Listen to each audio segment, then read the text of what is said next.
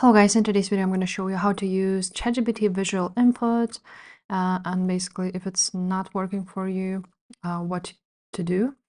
So first of all, it may not work with GPT 3.5, which is a free version. If you would use GPT-4 or GPT 4.0, the newest and most advanced model, you would definitely have that option. So let's try now with 3.5.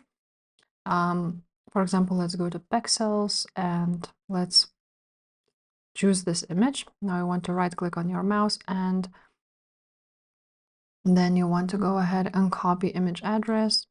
Now let's go back to ChatGPT and write down, please explain what is this link, and paste the link.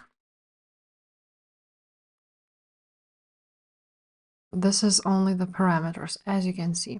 Now let's go ahead and put the same into ChatGPT 4 or ChatGPT 4.0. Now let's paste it here, and here it is. Now when you have to write down, explain this image, please explain what it is. And the link you provided leads to an image showing pictures view of cropland, and as you can see, the setting a landscape, natural elements, lighting, and atmosphere. As you can see, it explains it quite well. So yeah, if this video was helpful, please leave a like, subscribe to this channel, and I will see you next time. Bye.